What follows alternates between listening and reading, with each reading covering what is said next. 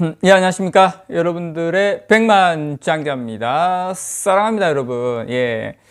KB증권에서 내년도 코스피 전망을 3,600포인트를 제시를 했어요. 근데 저는 개인적으로 큰 의미는 없어요. 왜냐면 항상 맞추진 못해요. 예측만 하는 거지. 그리고 만약에 KB증권에서 4,000포인트 예측해 보세요. 사람들이 이건 뭐야? 이렇게 이야기하죠. 근데 주식 정시는 4,000이 갈 수도 있고 5,000이 갈 수도 있고 그건 아무도 모른다. 항상 밴드를 지금 기준으로 최고 뭐 한 20% 이상 뭐 그렇게밖에 못 잡아요. 현실이 그렇다는 거. 저는 뭐 내년도는 저는 개인적으로 상당히 긍정적으로 봅니다. 제가 영상에서 이런 말씀을 드렸죠. 그러니까 앙드레 코스톨라니를 제가 어제 저녁에 책을 추천을 드렸는데, 그리고 오늘 아침에 이 말씀도 드렸죠. 산타 할아버지 다 보셨냐고. 생각보다 근데 많은 분들이 보셨더라고요. 제가 이제 요거를 여러분께 요 말씀을 드리면서 요걸 추가로 말씀드리고 싶은 것은 뭐냐면, 중요한 이야기입니다, 여러분. 중요한 이야기입니다. 제가, 여러분들께서 워렌 버핏이라든지 뭐 찰리 몽고, 뭐 벤자민 그레이엄, 그 다음에 뭐 앙드레 코스톨라니 뭐 이런 아주 그냥 전설적인 투자자들이 다 보면 막 계산적이고 뭐 이렇게 주판 잘 두드리고 수학 가고 뭐 통계 이런 게 아니에요. 다 보면 인문학적 소양을 가지신 분들이에요. 다 인문학자들이에요. 그러니까 세계적인 투자자들은 뭐 어떤 통계라든지 수학적인 논리, 뭐 경제학자 이런 게 아니고 다 인문학적 소양이 뛰어나신 분들이다. 앙드레 코스톨라니 같은 경우에도 전공을 철학이라든지 미술 이런 걸 했어요. 무슨 말이냐면 주식은 머리로 하는 게 아니라 가슴으로 하는 거다. 가슴으로. 다시 말해서 사람들의 심리, 많은 사람들이 와 이렇게 막 달려들고 막 이거 진짜야 하고 와 할 때 그때 한 발짝 뒤로 물러서서 다르게 보는 관점. 예, 남들이 다 갈 때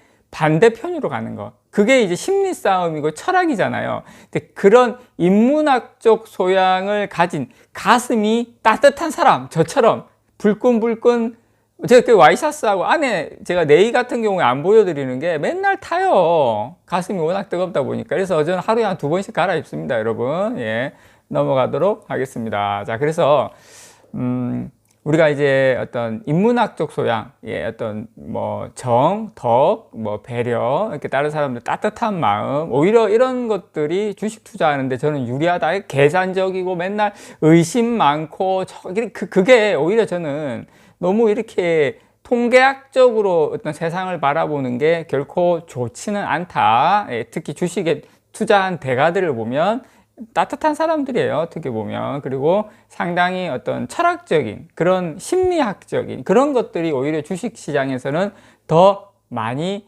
적용되고 먹힌다라는 거 여러분들에게 다시 한번 말씀드립니다. 자, KB증권에서 3,600포인트를 예상을 했어요. 그 예상을 한 큰 두 가지 포인트가 뭐냐면, 우리가 이제 3,600포인트를 이제 이야기할 때 그 포인트가 뭐냐, 그 이야기는 크게 두 가지. 저는 이제 그거를 설명을 드리면서 제 생각을 좀 곁들여서 말씀을 드릴게요.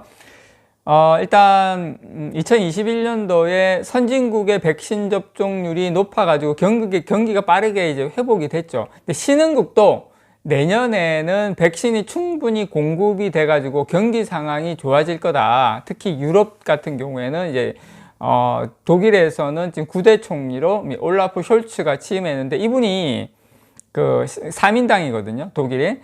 요분 같은 경우에는 이제, 그 자금을, 그 전에 메르켈 총리는 기민당이었는데, 이렇게 지금은 유럽에서, 독일에서 자금을 많이 풀어가지고, 그렇게 되면 이제 유럽의 경기가 빠르게 회복된다. 그래서 신흥국도 백신 때문에 경기가 좋아지고, 유럽도 돈을 많이 풀면서 유럽 경기가 좋아지면 신흥국과 유럽의 경기 회복이 빨리 돼가지고 코스피가 같이 덩달아서 3,600포인트까지 가능하다. 뭐 그런 내용이에요. 대충 그런 내용인데, 저는 여러분들에게 우리나라는 물론 신흥국도 좋고 유럽도 좋은데, 저는 우리나라 같은 경우에는 중국이 상당히 중요해요. 사실 우리나라 뭐 모건 스탠리가 뭐 겨울이 오니 어쩌니 뭐 외투를 사라 뭐 해가지고 두꺼운 거 사라 뭐 이렇게 해가지고 지금은 갑자기 태도 돌변했는데 그 와중에 중국의 헝다 리스크까지 커지면서 사실은 이제 이머징 마켓에 돈이 좀 빠져나가면서 우리나라 특히 삼성전자가 피해를 본 부분이 없지 않아 있습니다. 아직까지 뭐 이런 부동산 쪽에 리스크가 아예 없는 건 아닌데, 근데 제가 여러분들에게 요 말씀을 좀 꼭 드리고 싶어요. 중국 같은 경우에는 경기 부양, 중국의 경기 부양은 내년도에 본격적으로 나타날 수밖에 없다. 왜냐면은 내년에 뭐 있습니까, 여러분? 동계올림픽 있죠. 동계올림픽 있으면 이래나 저래나 돈 풀립니다. 올림픽이 있으면. 물론 이제 좀 뭐 오미크론도 있고 뭐 이렇게 하지만 기본적으로 동계올림픽이 있고, 그 다음 내년에 전인대가 있어요. 내년에 또 전인대가 있고, 또 뭐니 해도 내년에 뭐 어떤 큰 이슈가 있냐면 시진핑의 연임이 있습니다. 그래서 2021년 12월 달에 중국의 경제공작회의에서 나왔던 키워드는 뭐였냐면 규제였어요. 규제.